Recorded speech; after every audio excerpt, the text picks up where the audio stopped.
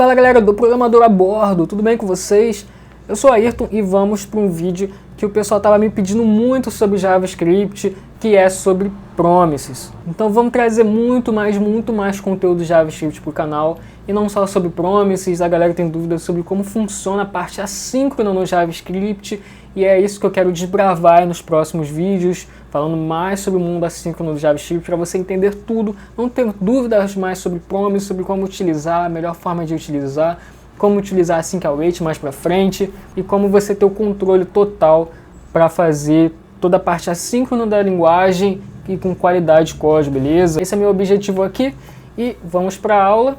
Eu te peço, se você ainda não é inscrito no canal, se inscreva, ative o sino, porque vem muito mais conteúdo de JavaScript e sobre o universo da programação, assim como uma série de plataformas à distância que estamos fazendo aqui no canal, beleza? JS Raiz vai ser a nova playlist que eu vou criar de JavaScript, que também vai ser o nome do meu curso que eu vou lançar, e em qualquer momento vocês vão receber notícias sobre esse curso. Se você está vendo mais para frente, já vai ter sido lançado, ou já tem a landing page, veja o link na descrição. Se você está vendo agora, pode ser que ainda não tenha sido lançado, mas é um curso focado para você aprender frameworks, qualquer framework JavaScript front-end muito rápido. E eu vou trazer o meu conhecimento sobre como que eu consigo aprender um framework muito rápido. Isso porque eu sei bem JavaScript, os design patterns, as arquiteturas, sei o que o framework se propõe, sei as formas que ele resolve. E eu quero botar tudo isso nesse curso e desbravar vários frameworks com vocês, para vocês verem como é fácil aprender frameworks. Mas vamos para a aula, se inscreva no canal, comente e vamos lá. Eu criei uma pasta aqui, certo, chamado Promises, e criei um index HTML e criei uma markup básica de HTML.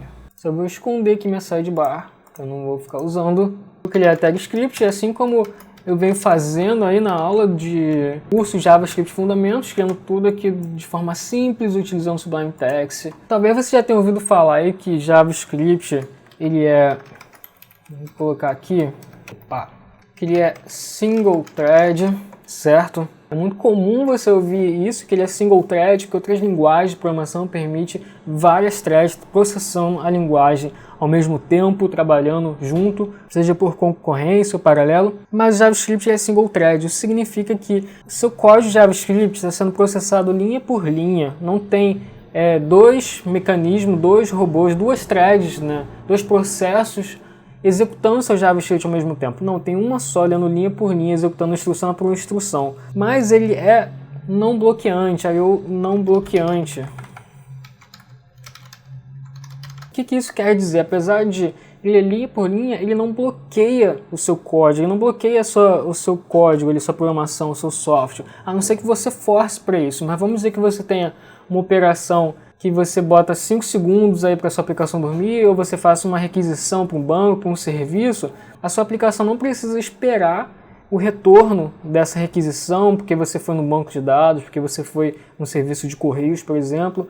Sua aplicação não precisa esperar essa resposta para ele continuar processando o seu código e continuar executando. E vamos dizer que você quer descobrir o endereço do usuário pelo seu CEP. Vamos dizer que, e aí você, quando o usuário digita o CEP, ele vai lá nos serviços de CEP, mas vamos dizer que demora 5 segundos. Já pensou assim, 5 segundos o seu JavaScript fica bloqueado e você não consegue criar mais nenhum JavaScript na página, o usuário não consegue ter mais nenhuma interação porque o JavaScript está bloqueado por conta dessa requisição nos correios. Isso não acontece no JavaScript, ele não é bloqueante, e a gente vai desbravar aqui o porquê ele não é bloqueante e como que isso acontece.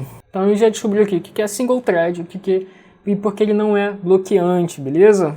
Esse I/O é de input, output, seja por interação de usuário, essas coisas. Então o JavaScript, ele é assíncrono, certo? Você consegue fazer muitas coisas assíncrono. O que é assíncrono? É você fazer operações justamente que não são bloqueantes. Você tem alguma coisa processando ali em paralelo, enquanto o seu JavaScript continua executando e processando outras informações ali do seu código. Isso é assíncrono. Então aqui mais um exemplo. Vamos dizer que você cria um código que, sei lá, o usuário se logou e você precisa ir no banco de dados pegar o CEP, beleza? Então isso daí já é uma operação assíncrona, porque o seu código, você tem uma operação que precisa sair ali, às vezes o banco de dados nem está na mesma rede do seu site, está em outra máquina, então ele precisa sair dali para ir no banco de dados e pegar o CEP desse cara. E aí o CEP retornou.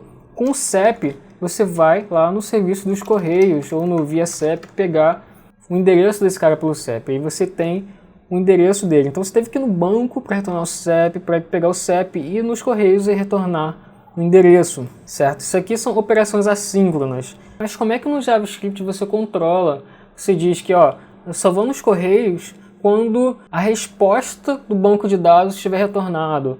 Ah, agora eu só vou popular esse formulário com o endereço dele quando ele voltar do serviço dos Correios. Como é que você controla essas coisas no JavaScript? Essas questões, que você só vai num serviço depois que o retorno voltou do outro. Tem muitas coisas assíncronas que podem acontecer. Você pode precisar em vários serviços ao mesmo tempo, em várias APIs, banco e etc. E no final de tudo, do resultado de todas essas requisições, aí sim você monta a sua página, porque você precisa consultar 5 serviços para trazer todas as informações, agrupar e montar a sua página para mostrar para o usuário. Isso tudo são coisas assíncronas, que fogem ali do JavaScript. Ele precisa sair do JavaScript e fazer requisições para os outros lugares. É para isso que surgiu as promises, beleza? As promises é como se fosse uma API, é como se fosse uma interface, uma funcionalidade que o JavaScript te provê para gerenciar toda essa parte assíncrona, para você ter o controle com melhor qualidade de código. Porque já era possível fazer sem promises? Era, mas era custoso, não tinha muita qualidade de código, gerava um código ruim, e Promises resolveu bastante já essa parte e melhorou um pouco mais com Async Await, que eu vou falar mais em outra aula, beleza? Então Promises é um objeto JavaScript que te dá um conjunto de funcionalidades para gerenciar, para você ter um controle melhor dessa parte assíncrona da linguagem. Para você dizer, ó, espera esse resultado para consultar o outro serviço, espera todos esses resultados que são assíncronos, um pode levar milissegundos, outro pode levar 2 segundos, 3 segundos, mas no final de tudo eu quero que monte a página. Então você vai controlar isso através das promises. Antes de entrar de fato nas promises aqui na prática, eu quero mostrar para vocês um pouco o assíncrono do JavaScript e explicar um pouco mais para vocês entenderem mais ali como é que funciona isso, beleza? Para demonstrar, eu vou fazer um console log aqui, primeiro, ok? Vou fazer um outro console log chamado terceiro, ok? Porque aqui no meio eu vou criar um set timeout. Se você está nessa aula de promises, provavelmente porque você já conhece JavaScript um pouco, já deve ter usado o set timeout. Set timeout é um agendador que você diz, ó, depois de tantos milissegundos executa essa função. É isso que ele faz. Então aqui é a função que eu quero que ele execute depois de 0 milissegundos. É isso que eu vou botar. Eu poderia botar aqui 1000 milissegundos, que é 1 segundo. Eu vou botar 0 milissegundos e vou dar um console log aqui, terceiro, beleza? Vou executar esse código, terceiro não, segundo, beleza? Vou executar esse código e pense aí qual vai ser a ordem que vai printar aqui no meu DevTools. Vamos lá, vamos ver se você acertou. Então, se vocês verem aí, a ordem não foi primeiro, segundo e terceiro, e sim primeiro, terceiro e segundo. Isso porque eu preciso que vocês prestem muita atenção no que vou dizer agora. O motor JavaScript, que processa de fato o seu JavaScript, ele não é assíncrono. E sim um ecossistema inteiro, que eu não vou entrar em detalhes aqui, faz com que o JavaScript funcione de forma assíncrona. O set timeout, esse agendador de tempo, não é o JavaScript que controla. E sim, no caso que eu estou rodando no browser, é o browser que tem um timer, uma API de tempo, que passou os milissegundos aqui que tu programou para executar essa função. É o browser que avisa para o JavaScript, que processa o JavaScript, que o tempo que ele agendou ali, que ele configurou, já se passou. Então vamos lá. O JavaScript é single thread, ou seja, ele processou essa linha, depois ele processou essa instrução aqui. Só que como isso aqui é assíncrono, não é o JavaScript que controla esse tempo, ele delega isso para o browser, para uma API do browser, ou para uma API lá do ecossistema do Node. Nesse ecossistema tem uma fila, você bota funções na fila, e aí quando o timer lá do browser dizer, ó, passou a quantidade de milissegundos, executa essa função que você disse que tem que ser executada quando passar esse tempo. É isso que esse set timeout faz. Essa função, na verdade, ela entra numa fila para ser processada depois que esses milissegundos passar. Mas isso aqui não é bloqueante, porque imagina, se eu boto aqui 1000 milissegundos, e aí o JavaScript lê primeiro, segundo, e depois de 1 segundo ele lê o terceiro. Não é isso que acontece. Se vocês verem aqui, se eu der um refresh, Ele imprimiu o primeiro, o terceiro, e depois de 1 segundo, ele imprimiu o console log segundo, ou seja, ele não bloqueou aqui. Ele simplesmente delegou isso para o browser. Depois que o browser passou 1 segundo, ele invocou essa função que estava numa fila de espera, e depois passou esse 1 segundo, ele printou esse console log. Então existe uma fila. Então vamos lá de novo. Ele executou essa linha, ok? Depois executou essa, adicionou essa função numa fila para ser chamada quando o browser dizer que passou os 1000 milissegundos, mas adicionou na fila. E ele vai continuar lendo o nosso código. Aqui eu poderia botar terceiro, quarto, quinto. Ou seja, o motor JavaScript lá em Engine vai ler todas essas instruções. Depois ele vai pegar todo mundo que está nessa fila para ser executada. No nosso caso, só existe um carinha na fila, que é essa função. Então, mesmo que aqui seja 0 milissegundos, ou seja, na sua cabeça ele deveria executar isso aqui direto, não, ele entrou numa fila para ser agendado. Então, existe todos esses caras aqui que está antes, que ele vai executar todo mundo que está aqui, para depois pegar todo mundo que está numa fila. Então, poderia ter várias coisas na fila, e ele iria pegar todo mundo no final. Contanto se eu botar aqui, escrever qualquer coisa, ele vai executar primeiro esse cara que está no início da fila e depois esse cara que é o segundo da fila. Então ele executou todo mundo aqui e todo mundo que é assíncrono ele adicionou nessa fila, porque depois ele vai lendo essa fila e executa todo mundo que está nessa fila. E assim que o JavaScript funciona. Quando você faz um request, que essa resposta retorna, a função que tu configurou para ser executada, quando essa resposta retornar, ele está numa fila. E quando o JavaScript terminar de ler todo o código que está ali no escopo dele, ele vai pegar todo mundo que está na fila para ser executado e vai começar a chamar um por um. Essa fila é chamada de callback queue. E mais para uma aula, mais para frente eu posso explicar melhor como é que funciona as internas, as internos do ecossistema do JavaScript para tratar toda essa parte assíncrona. Mas eu só queria explicar isso, que isso aqui ele entra numa fila para ser executado depois. Então vamos lá, vou comentar esse trecho aqui. Opa. E como é que a Promise entra nesse universo assíncrono? Como eu disse, ele é uma interface para você gerenciar essa parte assíncrona do JavaScript, te ajudar. E ela possui 4 estados: o pendente, o realizado, o rejeitado e o estabelecido, ok? Pendente, o que é o pendente? Quando você acaba de fazer uma requisição, o estado da promessa é pendente, porque ainda não tem resultado. O resultado, ela pode ser um sucesso, ou seja, tu fez a requisição, deu tudo certo, nenhum problema, retornou o resultado, está lá realizado. Pode ser rejeitado, porque tu fez um request errado, porque teve problemas de rede, você estava sem internet, o serviço estava fora que tu tentou consultar. Então, no momento que você faz, que ainda não tem resultado, ela é pendente, realizado o sucesso, rejeitado algum problema, e estabelecido é o resultado final, independente se ela foi realizada ou se foi rejeitada. Existem esses 4 estados. Eu consigo criar uma função JavaScript que retorna uma promise já resolvida. E para a gente começar as explicações de promises, eu vou fazer isso agora. Realizada. E eu vou retornar, aqui é interessante, porque quando você trabalha com promises, a sua função, que é assíncrona, porque faz alguma operação assíncrona, ela tem que retornar uma promise.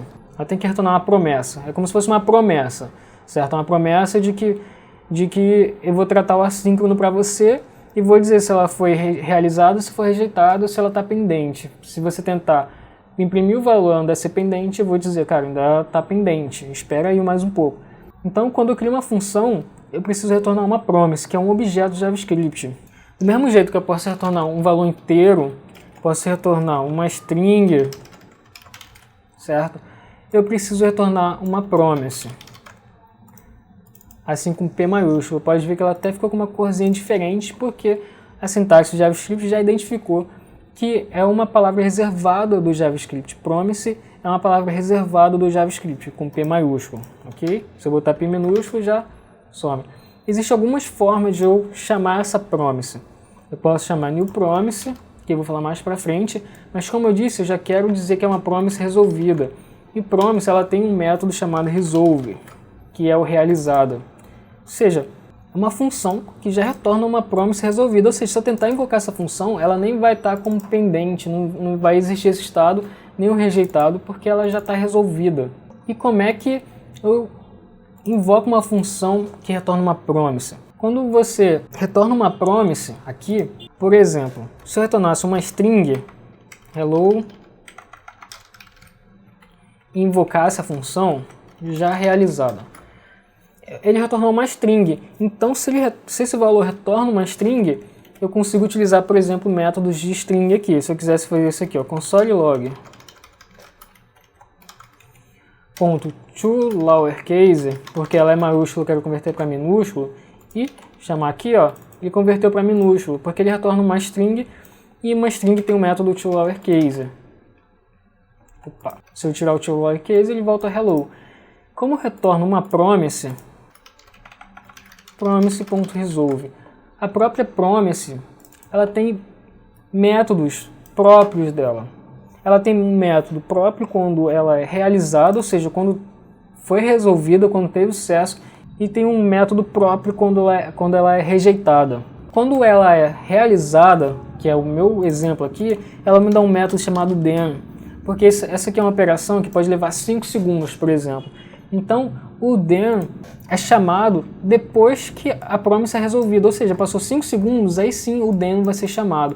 No then você passa uma função, que é a função que você quer que seja chamada do seu código para quando a promise for resolvida. Então aqui eu vou dar um console.log, promise resolvida.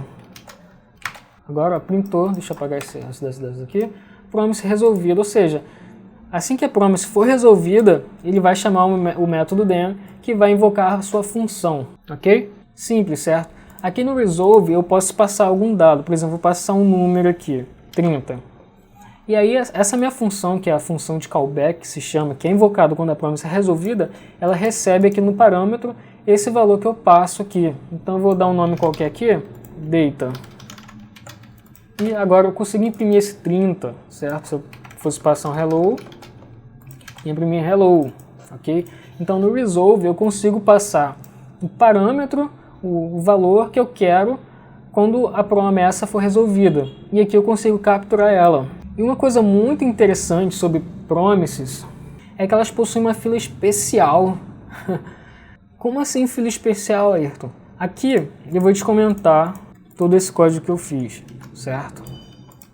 Olha só. Olha que interessante, gente. Aqui, ó, ele imprimiu o console log primeiro, ok? Depois imprimiu o terceiro, o quarto, o quinto, certo?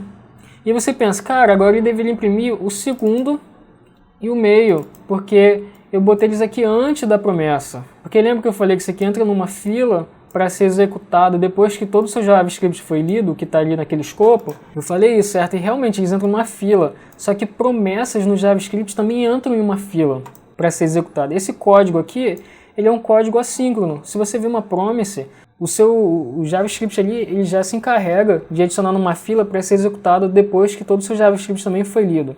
Então aqui o then, ele está numa fila também. Então aqui sua função foi lida pelo motor JavaScript, certo? Aqui você invocou, e aqui essa função que tu passa no then, ele entra numa fila para ser executada assim que a promise for resolvida. Só que como ela já é resolvida imediatamente, não tem nenhum gargalo aí de segundos, de milissegundos, ele entra numa fila e já é executado, só que ele entra numa fila especial. É uma fila preferencial. Então, tanto essa função aqui da promise quanto do setTimeout, eles estão em uma fila. Só que existem dois tipos de fila. E a promessa sempre vai estar numa fila preferencial. Vou mostrar aqui o desenho para vocês. Imagine um caixa JavaScript, que é o motor JavaScript que executa o seu código linha a linha. Então aqui tem todo um código que ele está executando. E aí, isso aqui, existe a fila normal, que tem o setTimeout, tem outros caras que entram nessa fila, e tem a fila preferencial, que é onde as promises entram. Então todo mundo que tiver na fila, aqui vai ser executado assim que o caixa ficar livre. Assim que o código que ele está lendo ali no escopo do JavaScript terminar de ser lido, ele vai começar a chamar quem está na fila. Só que ele vai sempre chamar quem está na fila preferencial. Que estiver na fila preferencial e já pronto para ser executado. Porque se isso aqui é uma operação que ainda vai levar segundos e o restante está vazio, ele vai chamar quem está na fila normal que já está pronto para ser executado. Ok? É sempre quem já está pronto para ser executado. Porque tu faz um request, é sempre que, se já tem resposta, ele está na fila ali esperando só ser chamado para ser invocado aquela função. Então ele está na fila pronto para ser chamado. E quem vai ser chamado vai ser quem está na fila preferencial, beleza? Então ele vai chamar sempre as promises primeiros. Por isso que aqui ele chamou primeiro, terceiro, quarto, quinto, depois ele chamou a promise resolvida, e depois ele chamou o set timeout, segundo e o meio, ok? Que é a ordem que segundo e depois o meio. Então o mesmo código aqui embaixo, sendo executado aqui embaixo, foi invocado primeiro do que o set timeout. Isso é só uma curiosidade que eu queria passar para vocês, que às vezes você está sofrendo com código e é algo bem sutil no assíncrono, ok? Então aqui, galera, o que eu falei? Quando uma promise está resolvida, ele retorna um método dem para você executar a sua função que você quer que execute assim que aquela operação assíncrona tiver sido resolvida. E eu posso criar uma function aqui de já rejeitado. E vou dar um promise.reject, ok? Só reject. Quando você dá um rejeitado, ele não vai cair no bloco de dem, porque o dem é sempre quando for resolvida. O rejeitado ele cai num outro bloco, que é o catch. Ele trata aquela exceção, ele trata porque deu erro, certo? Aqui eu crio uma function, que é a function que vai tratar ali caso tenha sido rejeitado. Então aqui eu vou dar um console rejeitado. Aqui, ó, imprimiu rejeitado. Vou voltar aqui e comentar essa parte. Foi rejeitado. Então sempre quando uma promise é rejeitada, você trata ela aqui com ponto .cat. Se ela for resolvida, é com ponto .dem.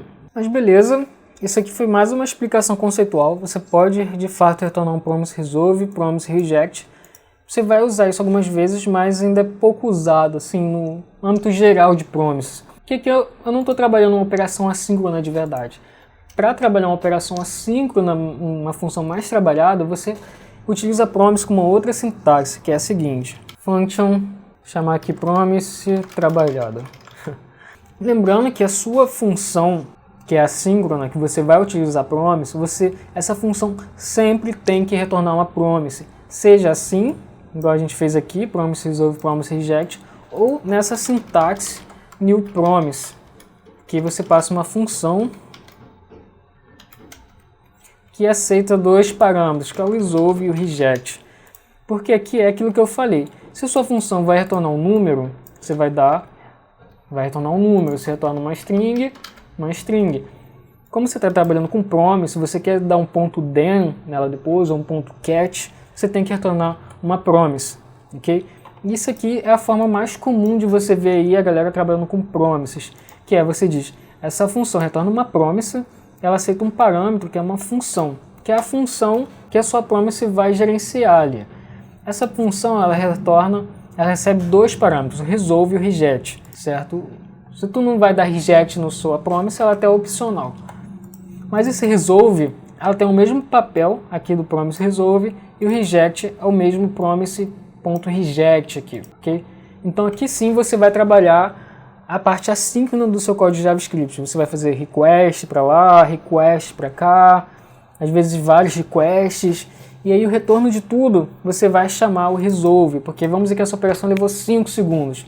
No final desses 5 segundos você vai dar um resolve, e isso em um ponto .dem vai ser chamado quando tu chamar essa função promise trabalhado. Então só para vocês entenderem, eu vou dar um resolve aqui passando lá programador. Promise trabalhada, ponto .dem, invocar, certo? Ponto .dem, function. Ela recebe uma string, eu vou botar aqui vou chamar de message, console.log message. Ok, ó. Olá programador, porque ele deu um resolve aqui. Se eu der um reject, ele não vai chamar olá programador, ele deu um erro porque eu não tratei. Se eu der aqui um ponto .cat, agora sim, ó. Ele rejeitou, bateu aqui no olá programador. Eu vou dar um resolve aqui. Agora eu vou dar um exemplo que essa função levou 1 segundo para ser resolvida, certo? Então eu vou ter que dar um set timeout, que eu quero, depois de 1 segundo, que eu quero que ela seja resolvida. Set timeout aqui então passa uma função, certo? E aí sim, depois de 1 segundo eu vou invocar resolve, passando aqui o hello world. Então, sintaxe bem simples, né, galera? Eu só dei um set timeout que diz que depois de 1 segundo ele vai chamar o resolve da minha promise. Então, essa função aqui vai levar 1 segundo para aparecer. Ó. Opa, faltou uma vírgula. Aqui. Eu fiz de errado. Linha 61. Faltou uma vírgula aqui, foi mal, galera. Depois de 1 segundo, ele chamou o meu hello world, ou seja, esse then só é executado quando a função que tem a promise chama o parâmetro resolve. Então aqui eu poderia botar 20 segundos, 20 mil milissegundos, que esse then só vai invocar essa minha função que eu agendei para ele invocar quando essa promise for resolvida. Ele só vai chamar quando passar o tempo que eu passar aqui. O tempo que levar. Eu posso fazer requisição para 1000 serviços e levar muitos segundos. Ele só vai chamar esse ponto then quando o resolve aqui dentro for chamado, beleza? Quero mostrar duas coisas aqui para vocês que geralmente a galera fica em dúvida, talvez não agora, mas depois vai ficar. O porquê eu tenho que fazer esse return new promise, porque eu não posso só vir aqui dar um promise.resolve aqui dentro. Por que eu não posso fazer isso? Vamos ver o que acontece se eu fizer isso. E vai dar um erro, porque ele diz que essa função não tem um método then. Por quê? Porque aqui eu não disse que ele retorna uma promise. E o JavaScript, se tu cria uma função sem return, e vou mostrar aqui para vocês, ó, se eu der um console log na invocação dessa function, ele dá um defined. Isso por quê? Porque por default, por padrão, se tu não dá um return, é como se você tivesse feito isso aqui, return undefined, na sua function. A sua função atribui um retorno, o JavaScript atribui um retorno que é undefined para a sua função, se tu não dá um return. Então essa função ela não retorna uma promise, porque isso aqui vai ser executado no futuro, só depois de 1 segundo, depois de ser chamado lá na fila que eu mostrei para vocês, que ele sabe que tem um promise resolve. Mas no momento que você invoca a sua função, ele não sabe o que é uma promise, porque não é, ok? São os estados da promise que eu mostrei aqui no início. Você tem que dizer que você tem que retornar uma promise, porque o estado primeiro dela é o pendente. Se tu não retornou uma promise, só disse que ela foi resolvida, ele nem passou pelo estado de pendente, já deu resolve direto. Mas por default, o JavaScript, ele dá um return undefined por default, se tu não dá um return.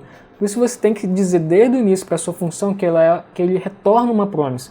Você tem que especificar isso sempre. Por isso que se você vai fazer uma função trabalhada no assíncrono, porque vai fazer request para outros lugares, você tem que dar um return new promise aqui. Ok? E só uma outra dúvida também que a galera iniciante fica em dúvida é o nome dos parâmetros. Esse resolve e reject é por convenção. Ok? Eu sempre prefiro utilizar esses nomes que são mais fáceis de entender, mas esses nomes aqui, como é um parâmetro de uma função que você está criando, é uma função que é executada pelo mecanismo do JavaScript, ele passa 2 parâmetros, mas aqui a sua função, você pode chamá-la de qualquer nome que você quiser aqui, que vai dar no mesmo, ok? Então, ó, deu no mesmo, mas por padrão a gente usa resolve e reject, beleza? Agora, para encerrar essa aula, ainda vai ter a parte 2, porque eu explico demais, falo demais, e a sala já está grande, mas a próxima aula eu vou mostrar outros recursos de promise. Aqui eu estou ensinando a criar promises. Na próxima aula eu vou mostrar mais como é que você utiliza as promises que já foram criadas, como é que você encadeia chamadas de requests, como é que você paraleliza requests, melhor como é que você utiliza, né, promises já criados. Tem muitas bibliotecas JavaScript que retornam promises para você, e aí você só utiliza uma promise que já existe, você não cria, que eu estou ensinando a criar. Para encerrar, eu vou mostrar um exemplo utilizando o site via CEP. Então, por exemplo, esse endereço aqui é um request que você faz para esse endereço passando o CEP, aqui você poderia passar seu CEP, ele vai retornar um JSON com o endereço, nome da rua, bairro, estado, ele retorna isso para você, é o via CEP. Eu vou fazer um request para o via CEP utilizando o método fetch, que é um método para fazer requisições do browser. Aqui o fetch é uma API do browser que permite fazer requisições. Isso é um tópico mais avançado, porque quem faz o request não é o JavaScript. Quem faz o request é uma API do browser, é o browser que faz o request. O fetch é só a sintaxe JavaScript que te permite utilizar esse recurso do navegador para fazer a requisição em si. Eu vou utilizar o fetch aqui. Só que o interessante é que o fetch ele já retorna uma promise para você. Então se eu vim aqui chamar fetch, é assim que esse é o nome do método. Eu posso botar fetch assim direto ou chamar window.fetch. Tudo que está dentro de window, do objeto window, que é a API que o browser te dá para utilizar os recursos do browser, como o DOM e essas coisas, tudo que está dentro de um window, tu não precisa passar o window ponto. mas eu vou deixar aqui um do ponto porque senão, enfim, não vou entrar em detalhes agora, senão fica muito longo. Como eu disse, o fetch, ele retorna uma promise. Se ele retorna uma promise, o que eu boto aqui? Ponto .dem. E o que o dem espera? Uma função, certo? Uma função que recebe como parâmetro o resultado daqui do cara que retornou a promise resolvida. Esse fetch retorna uma promise com um valor e esse valor vai ser passado aqui como parâmetro. Vou chamar de data. O fetch em si, e aí já é especificidade desse modo, desse método do browser aqui, do JavaScript, ele não vai retornar o valor do corpo da mensagem HTTP, que seria o endereço do usuário. Ele retorna a mensagem HTTP em si. Só que eu consigo extrair o corpo da mensagem, que é o endereço do usuário, que também retorna uma promise. Eu consigo fazer isso aqui. Eu vou dar um console logo aqui, só para vocês verem, ok? Ó, ele retornou esse response aqui, que tem tanto os headers da resposta HTTP, tem o body, tem várias informações aqui. Eu só quero pegar o corpo da mensagem HTTP em JSON. Para isso, ele retorna um método para mim chamado .json, para eu extrair essa mensagem já convertida para JSON. Só que esse .json, ele também é uma operação assíncrona, que também retorna uma promise, porque ele precisa extrair esse dado, deve fazer algum tratamento e acaba sendo uma operação assíncrona. Se ele é uma promise, se ele retorna uma promise, ele tem o quê? Um .dem. E ele sim retorna o dado já em JSON para mim. Então se eu vim aqui, eu posso até chamar de endereço, e agora sim eu dou um console.log endereço. Dou refresh, ó. Agora sim ele retornou o endereço para mim. Então olha que interessante, fiz um request para esse endereço, o fetch retorna uma promise para mim. Então quando essa promise for resolvida, ela traz aquela resposta HTTP. Então quando ela for resolvida, eu chamo essa minha função que recebe esse dado. Esse dado ele não está normalizado para JSON, então eu preciso dar um .json, que é específico da lib fetch, do método fetch. Só que esse .json também retorna uma promise. Então quando ela for resolvida, ele vai chamar a minha função aqui do .dem, e essa função sim recebe o endereço, os dados extraídos, no caso do JSON, do resposta HTTP, que é o endereço. Okay?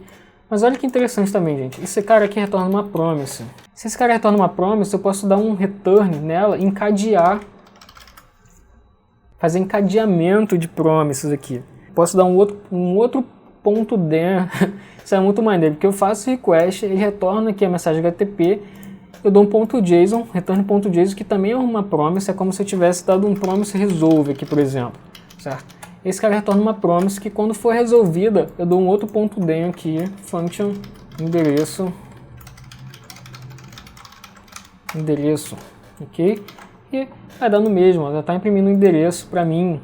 Essa parte aqui eu vou explicar melhor na próxima aula de como você utiliza as promises. Eu só estou dando aqui um gostinho para vocês, beleza? Só vou mostrar mais uma coisa aqui, ó. Já realizada, e vou chamar aqui em cima, já realizada, .dem, function. Só para complicar a vida de vocês não entenderem nada, e eu explicar melhor na próxima aula.